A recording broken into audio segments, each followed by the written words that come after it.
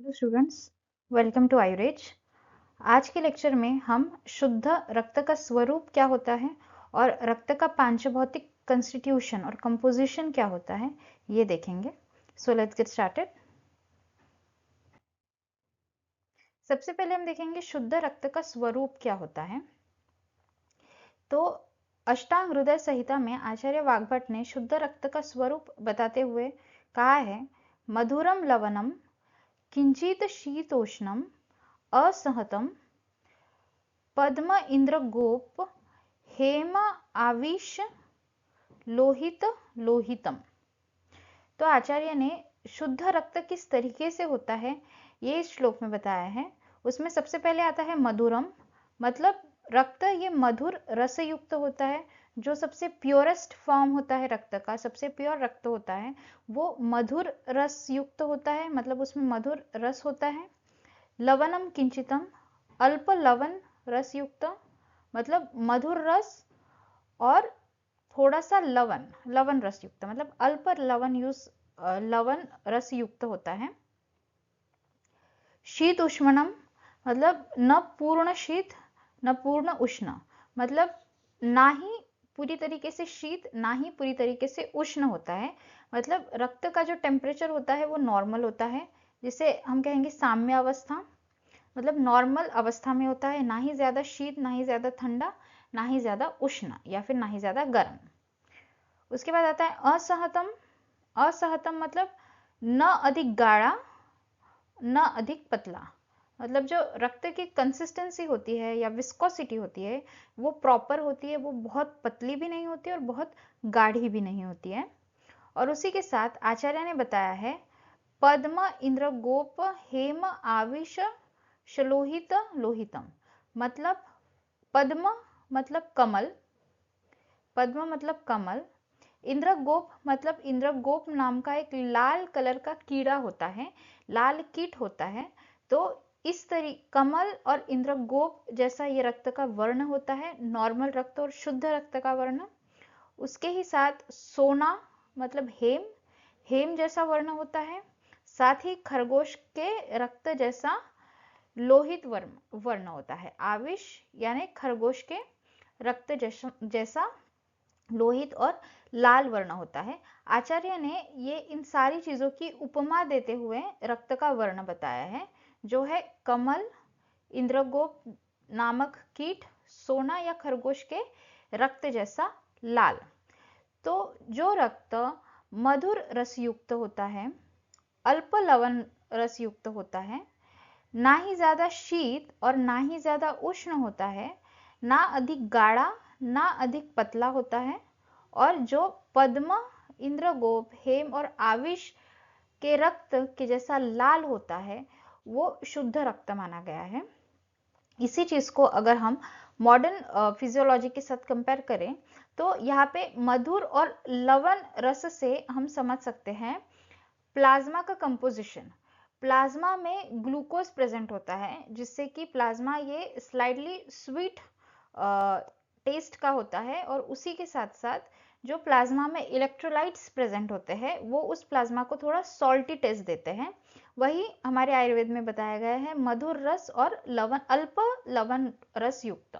Plasma में जो glucose present होता है उससे स्वीट टेस्ट आता है, और जो इलेक्ट्रोलाइट्स प्रेजेंट होते हैं वो उससे थोड़ा सॉल्टी टेस्ट आता है। उसी के साथ शीत उष्णम, मतलब यहाँ ब्लड के टेम्परेचर की बात की जाती है। सो ब्लड का जो टेम्परेचर है वो है 37 degree Celsius, which is the normal temperature. ये टेम्परेचर ना ही ज्यादा शीत होता है और ना ही ज्यादा उष्ण होता है, इसीलिए बोला गया है साम्य अवस्था। जो रक्त का जो टेम्परेचर होता है वो साम्य अवस्था में होता है, ना ही शीत ना ही उष्ण, और टेम्परेचर होता है 37 डिग्री सेल्सियस। नेक्स्ट है असहतम। असहतम का मीनिंग होता है यहाँ पे ब्लड की विस्कोसिटी बताई गई है, ब्लड का फ्लो बताया गया है, और ब्लड की विस्कोसिटी ना ही अधिक गाढ़ी और ना ही अधिक पतली होती है। और उसके बाद पद्म इंद्रगोप हेम और आविश, इन सारी चीजों की उपमा देते हुए रक्त का लोहित वर्ण आचार्य ने दर्शाया है, और मॉडर्न में हम इसे हीमोग्लोबिन के साथ समझ सकते हैं। जो रक्त को रेड कलर मिलता है वो हीमोग्लोबिन से मिलता है, जो लोहित वर्ण आता है वो हीमोग्लोबिन से आता है। तो इस तरीके से हम शुद्ध रक्त के स्वरूप को प्लाज्मा और ब्लड की कंपोजिशन से समझ सकते हैं। मूविंग ऑन, नेक्स्ट हम देखेंगे रक्त का पांचभौतिक कॉन्स्टिट्यूशन। सो आचार्य सुश्रुत ने सूत्र स्थान में बताया है, विस्तृता द्रवता रागः स्पंदनम लघुता तथा भूम्या आदीनाम गुणाः योतो दृश्यन्ते चात्र शोणिते। मतलब यह आचार्य का कहना है कि रक्त में विस्तृता, द्रवता, राग, स्पंदन और लघुता ये सारे गुण मिलते हैं, और ये सारे गुण पंच महाभूतों के प्रेजेंट होने के कारण आते हैं। कैसे, ये हम समझेंगे। सबसे पहले आता है विस्तृता। विस्तृता जिसे हम विस्तृत गंध इससे भी समझ सकते हैं, और जब गंध की बात आती है तो यहाँ पे पृथ्वी महाभूत आ जाता है। सो रक्त को जो गंध होता है, जो उसका नेचुरल ओडर होता है रक्त का, वो आता है पृथ्वी महाभूत से, उसे ही विस्तृता कहा गया है। द्रवता मतलब जो लिक्विडिटी होती है ब्लड की, वो आप महाभूत से आता है। जल महाभूत जिसे हम समझेंगे जल महाभूत का अंश होता है। राग, राग ये तेज महाभूत के कारण प्रेजेंट होता है। स्पंदनम ये वायु के कारण प्रेजेंट होता है, वायु महाभूत के कारण। और ब्लड में जो लघुता होती है ये आकाश महाभूत के कारण प्रेजेंट होता है। रक्त, इसीलिए रक्त को पंच महाभूत से युक्त ऐसा जीवनदायी द्रव कहा गया है। तो जो विस्तृता आई है वो पृथ्वी महाभूत के कारण, द्रवता ये आप महाभूत के कारण, उसमें जो राग आता है वो तेज महाभूत के कारण, स्पंदन वायु महाभूत के कारण, और लघुता ये आकाश महाभूत के कारण प्रेजेंट होती है। इस चीज को अगर हम मॉडर्न साइंस के साथ समझे तो यहाँ पे ये चीज आती है कि जो पृथ्वी महाभूत है, अगर हम पृथ्वी महाभूत के अंश देखें ब्लड में, तो वो होते हैं serum protein, haemoglobin, globulin, calcium, glucose, ये सारी चीजें, इसे हम पृथ्वी महाभूत के अंश कह सकते हैं। नेक्स्ट आ जाता है आप महाभूत। सो आप महाभूत के अंश अगर हम देखें तो लिपिड्स एक्सेट्रा जो प्रेजेंट होते हैं ब्लड में, वो ये आप महाभूत के और जल महाभूत के अंश हैं।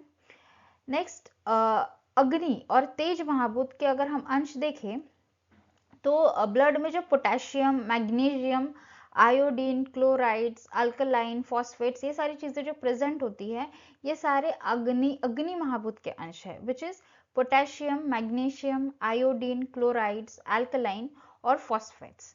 और वही ऑक्सीजन, वायु की बात करें तो वायु महाभूत के अंश में हम देख सकते हैं ब्लड में ऑक्सीजन और कार्बन डाइऑक्साइड जो प्रेजेंट होते हैं, वही वायु महाभूत के अंश है। तो पृथ्वी महाभूत के अंश हो गए serum protein, haemoglobin, globulin, calcium, glucose etcetera. आप महाभूत के अंश हो गए लिपिड्स जो ब्लड में प्रेजेंट होते हैं। अग्नि महाभूत के अंश हो जाते हैं potassium, magnesium, iodine, chlorides, alkaline, phosphates, ये सारी चीजें। एंड वायु महाभूत के अंश से हम समझ सकते हैं ऑक्सीजन और कार्बन डाइऑक्साइड। और क्योंकि ब्लड ये लाइट वेटेड होता है, तो ये लाइट वेटेडनेस और लघुता जो आती है वो आकाश महाभूत से आती है। इस तरीके से हम समझ सकते हैं कि ब्लड किस तरीके से पंच महाभूत से युक्त होता है, रक्त ये पंच महाभूत से युक्त होता है, और ये जीवनदायी द्रव है। That we all know कि रक्त is very essential for life, blood is very essential for life. So that's how we can understand Pancha Mahabhautik constitution of Rakta. That's all for today's lecture. अगले lecture में हम रक्त धातु के remaining points को देखेंगे. Until then, keep reading and don't forget to subscribe, like and share. Thank you for watching this video.